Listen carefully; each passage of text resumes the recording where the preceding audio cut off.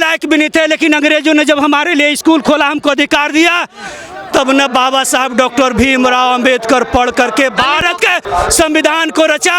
हमको मौका नहीं मिला जब इस देश के दलितों को मौका मिला है, इस विश्व के स्तर का जो है हम लोग बन करके दिखाए, जैसे डॉक्टर भीमराव अंबेडकर। दलितों का उद्धार कैसे होगा?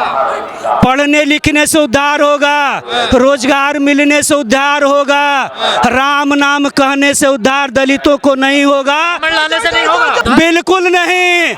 इससे ब्राह्मणों का उद्धार हो सकता है, आरएसएस का उद्धार हो सकता है। इस देश के बहुजनों को कभी कांवड़ ढोने से कोई न उद्धार हुआ था, न हुआ है, न होगा। स्कूल जाने से होगा, कॉलेज जाने से होगा। और मोदी जी शिक्षा इतना महंगी कर दिया है कि देश के गरीब गुरबा स्कूल में नहीं जा सकते। आपको जानकारी के लिए कहते हैं, लगभग 60,000 स्कूल, सरकारी स्कूल इस देश में बंद कर दिए गए हैं, जिसमें इस गरीब के बच्चे पढ़ते थे, दलित के बच्चे पढ़ते थे। इनकी शिक्षा पर जो प्रहार किया जा रहा है, इनके रोजगार को बेच दिया गया है और बेचा जा रहा है, वो भी अपने मित्रों के यहाँ। अगर 5,000 करोड़ हमको भी दे दो, हम भी देश की संपत्तियां खरीद लेंगे। राहुल गांधी कह रहे हैं हिस्सेदारी देंगे हम, हमको वोट दो। वो क्या देंगे उससे हमको मतलब नहीं। हमारी लड़ाई है कि इस देश के बहुजन लगभग 90% है, देश के हर हिस्से में हमारा जो है 90% ही हिस्सेदारी होनी चाहिए, चाहे सरकार किसी की हो। नेता कौन भला करेगा? दलित नेता है कोई भला कर सका दलितों का? दलित आपने देखा नहीं कि 2 अप्रैल 2018 को किसी दलित नेता की जरूरत नहीं पड़ा। इस देश के हर दलित अपने आप में नेता है और रोड पर निकल करके जो है इस देश के माननीय उच्च न्यायालय और देश के प्रधानमंत्री और देश की सारी व्यवस्था को ठप कर देने का काम किया है। इसलिए दलितों को किसी नेता की जरूरत नहीं है, वो अपने आप में एक नेता है। सत्ता नहीं चाहिए आपको? बिल्कुल सत्ता चाहिए, और सत्ता के लिए ही रोड पर निकले हैं और हर हाल में सत्ता हासिल करेंगे। कैसे करोगे? संघर्ष करके हासिल करेंगे। राहुल गांधी के बारे में क्या ख्याल है?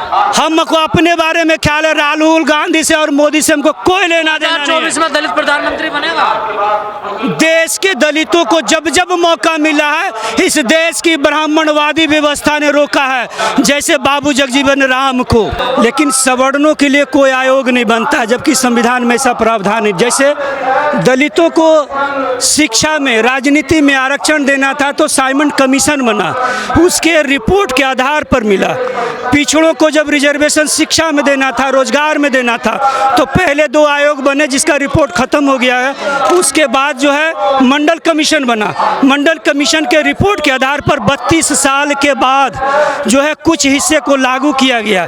लेकिन जब सवर्णों को, अमीरों को 10% आरक्षण देना था, तो कोई जो है आयोग का गठन नहीं किया गया। किसी का कोई रिपोर्ट नहीं आया कि शिक्षा में कितने पीछे चले गए हैं, नौकरी में कितने पीछे चले गए हैं, आर्थिक में कितने पीछे हो गए, इसका कोई रिपोर्ट नहीं।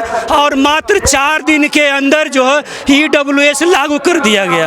इससे पता चलता है कि संविधान का कुछ पार्ट खर्च। प्रधानमंत्री तो पिछड़े हैं, कहने को पिछड़े हैं, वो जन्म से पिछड़े नहीं हैं।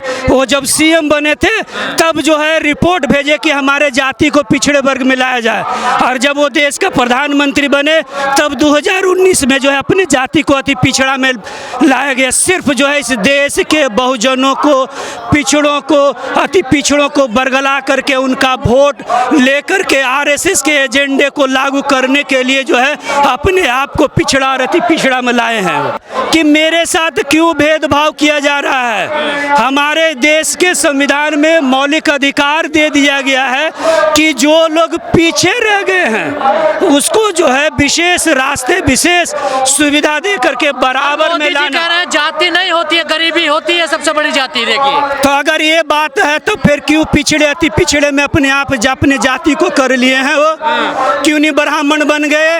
इस देश में धर्म बदला जा सकता है लेकिन जाति बदली नहीं जा सकती है, ये भी नरेंद्र मोदी जी जानते हैं। इसलिए अपने आप को ब्राह्मण क्यों नहीं बना लिए? कि वो पिछड़ा में चले गए जबकि वो सवर्ण में थे। तो कैसे नहीं जाति ब्राह्मणों से भी लड़ाई है आपकी? जी हमारी व्यवस्था से लड़ाई है, किसी जाति से नहीं है। लेकिन जो जाति व्यवस्था खराब बना दिया है, जो भेदभाव को पैदा करता है, हमको उस व्यवस्था से लड़ाई है। और आज 2014 से अब तक देखने पर, एनालिसिस करने पर पता चलता है कि जिस तरह से अब से 2000 वर्ष पहले, 2500 वर्ष पहले अंग्रेजों के आने से पहले जो देश में लागू थी, वो सीधा सीधा जो है लागू किए जा रहे हैं। जैसे आरएसएस के लोग कहते हैं कि हमारे देश के नागरिकों को अंग्रेजी नहीं पढ़ना चाहिए, लेकिन उनके बाल बच्चे, उनके परिवार के लोग विदेशों में पढ़ने जाते हैं और हमारे बच्चों को कहते हैं कि अंग्रेजी मत पढ़ो। इसका क्या मतलब? इसका मतलब है कि दीन दुनिया में क्या हो रहा है, गरीब के बच्चे नहीं जाने, आने वाले पीढ़ी नहीं जाने, इसलिए उस पर अंधविश्वास, पाखंडवाद सब सौंप दिया जाए। हमारे देश के प्रधानमंत्री बिल्कुल अवैज्ञानिक हैं।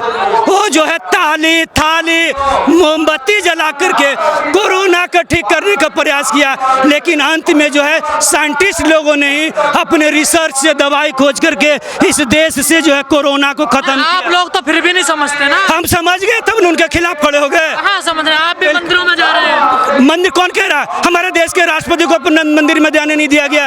वो तो जबरदस्ती जा रहे हैं, उनको पता ही नहीं कि हम क्या, दलित पिछले मंदिरों में नहीं जा रहे। वो जाने नहीं दे रहे हैं ना। और हम नहीं जाते, हमको जाने भी देगा तो नहीं जाएंगे, इसलिए कि पता है कि वहाँ से जाने से हम न डॉक्टर बन सकते हैं, न इंजीनियर बन सकते हैं, न नेता बन सकते हैं, न सामाजिक कार्यकर्ता बन सकते हैं। अगर हमको पुजारी बन सकते हैं, पुजारी तो सिर्फ ब्राह्मणों के लिए आरक्षण है, वहाँ किसी दलित को नहीं मिलता। आपने देखा होगा कि तमिलनाडु की सरकार गरीब गुरुओं को ट्रेनिंग दिया कि वो मंदिर में वो भी पुजारी बनेंगे। तो यही ब्राह्मणवादी व्यवस्था ने जो है हाई कोर्ट में जाकर के स्टे ऑर्डर ले आया। इससे पता चलता है कि हम मंदिर में पुजारी बने, एक खास विशेष जाति के लोग नहीं चाहते। वो कहते हैं कि मोदी तो सबका साथ सबका विकास, तो फिर वहाँ स्टे ऑर्डर लाने की क्या जरूरत थी? वो तो मोदी के आरएसएस के लोग ही लेकर के आए हैं ना, कि कोई दूसरे को कोई गए हैं? कोई प्रदीप कुमार पासवान गया है क्या? कोई डॉक्टर उदित राज गया है क्या? क्या शशिकांत प्रसाद गया है क्या? संविधान सबको इजाजत देता है ना। देखिए संविधान तो फिर रोका क्यों? पुजारी बनने के लिए दलितों को क्यों नहीं देता है? देश के महामहिम को जो है राम मंदिर के शिलान्यास में क्यों नहीं बुलाया गया? कर्मकांड संस्कार करने लायक योग्य नहीं है ना आप लोग, इसीलिए तो वहाँ की सरकार ने ट्रेनिंग दिया था ना, योग्य बनाने के लिए ना। फिर वो स्टे ऑर्डर क्यों लाया गया? जी क्या कहना है? आज संविधान बचाने आए हैं आज जो 5 नवंबर को परिसंघ के राष्ट्रीय अध्यक्ष डॉक्टर उदित राज के आह्वान पर संविधान बचाओ का रमीला मैदान में जो कार्यक्रम रखा गया है, हम कहना चाहेंगे जो वर्तमान में प्रधानमंत्री हैं कि बाबा साहेब जो संविधान लिखे, कोई एक व्यक्ति एक जाति के लिए नहीं लिखे, पूरे विश्व में जितने महान वो लोग हैं सबका अधिकार दिए और सबके लिए। उसी संविधान के तहत आप भी इस देश का कुर्सी पर प्रधानमंत्री के पद पर आप हैं और हजारों नेता उसके संविधान के तहत मंत्री नेता हैं। और देखा जा रहा है कि आज के डेट में आप संविधान के तहत ही प्रधानमंत्री रहते हुए निजीकरण कर रहे हैं। इसके खिलाफ में आरक्षण खत्म करने जा रहे हैं, जो कि संविधान खतरे में सुना जा रहा है। उसके खिलाफ डॉक्टर उदित राज जी के आह्वान पर पूरे राज्य के लोग रमीला मैदान में आज संविधान बचाओ रैली का आह्वान किया गया है। जय जय जय जय जय।